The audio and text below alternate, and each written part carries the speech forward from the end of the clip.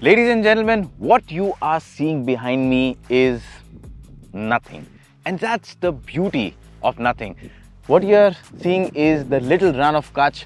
As far as your eyes can go, as far as the horizon is, there is nothing in sight. And that's the beauty of this barren land. We are here in this epic setting for Hyundai's 8th edition of Great India Drive. I'm driving the Creta right now, one of the many Hyundai SUVs that I'm going to be driving over the next few days, and over the next few minutes we are going to tell you a brilliant story about India, discovering some beautiful parts of our brilliant country. And of course, if you're thinking this is it, this is just the beginning. From here, all of us will be going to different parts of the country. We will be going to Orchha Fort, and for the next few minutes, just buckle up and enjoy as we bring to you some brilliant visuals from India.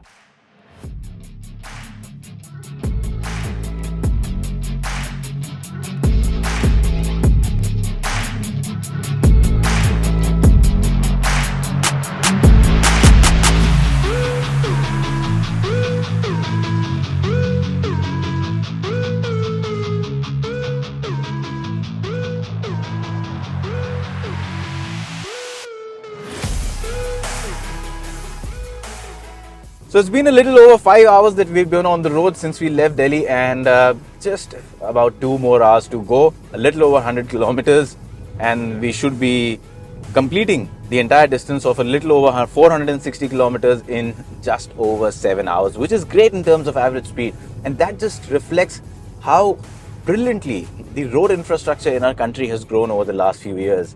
And that's one of the many things we get to see all across India. And well, being part of Great India Drive, we get to experience different facets of the country every year. And that's what makes this such a great platform. We go out and simply explore our beautiful country.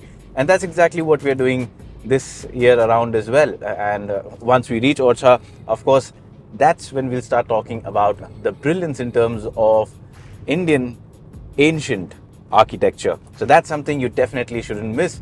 And well, like I said, just about 2 hours to go. It's been an effortless drive till now in the Creta. She's been munching miles very happily while returning great fuel efficiency. And well, it should be quite an easy task for the car to handle the remaining distance. And we'll see you soon in Orchha.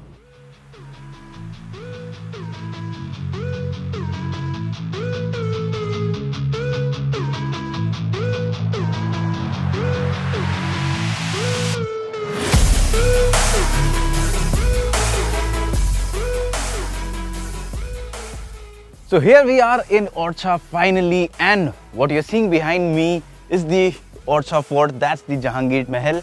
The one in the white is the Sheesh Mahal, and then this one here is the Raja Mahal.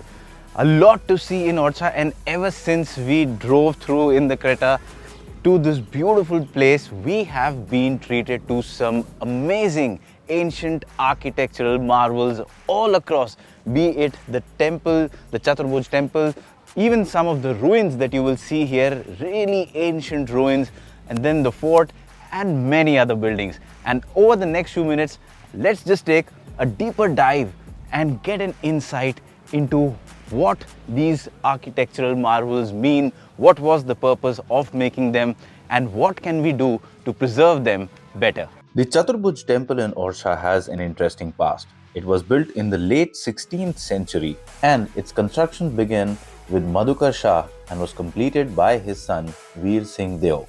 The temple was made to house an idol of Lord Ram. However, before the temple was completed, the idol was temporarily placed in the Queen's palace.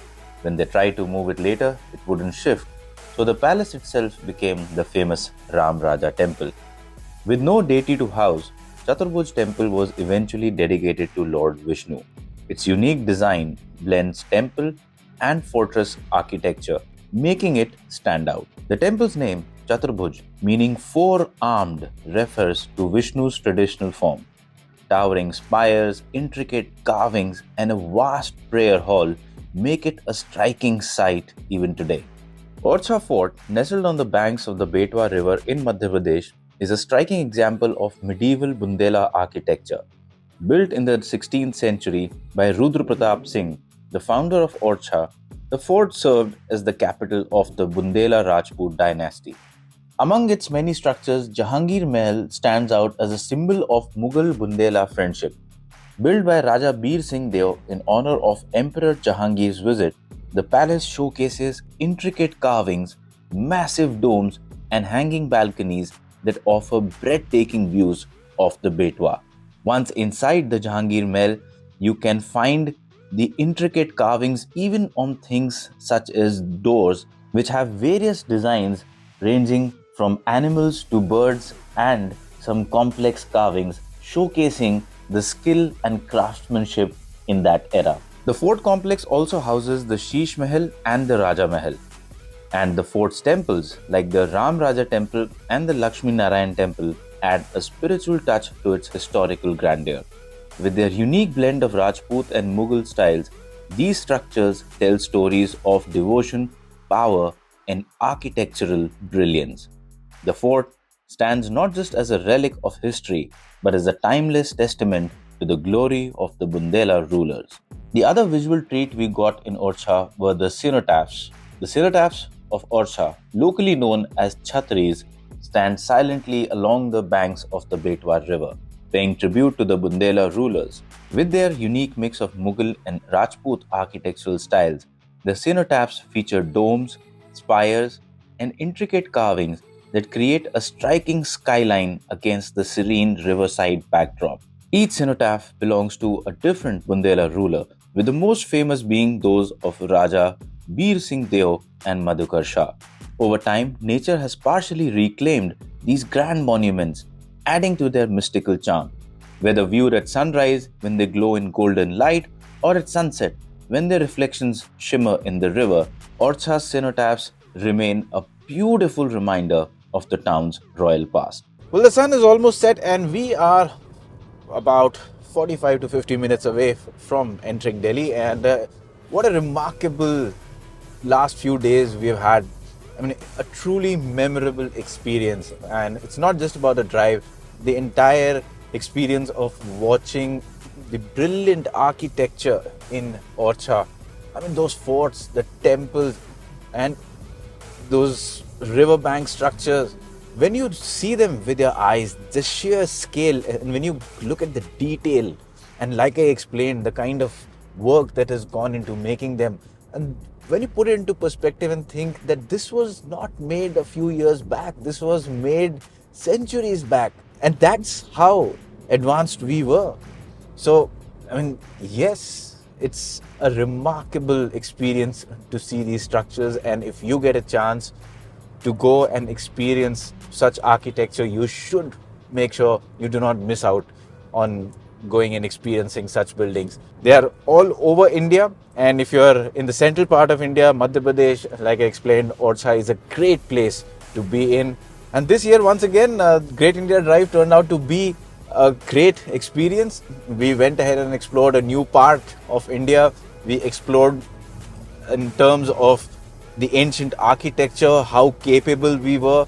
We were greeted to some beautiful sights, and of course, us being car enthusiasts, we loved the entire driving experience, the experience of covering so many kilometers in a short duration of time, the joy of driving something as good and comfortable as the Creta. And over the last few days, we experienced a lot of different conditions, mostly great highways. We also went through some narrow by lanes in congested parts of small cities. We also had to go through some rough patches to access some of the uncommon place around Orchha. But through all of these, the Creta remained unfazed and put up a great performance in every possible manner.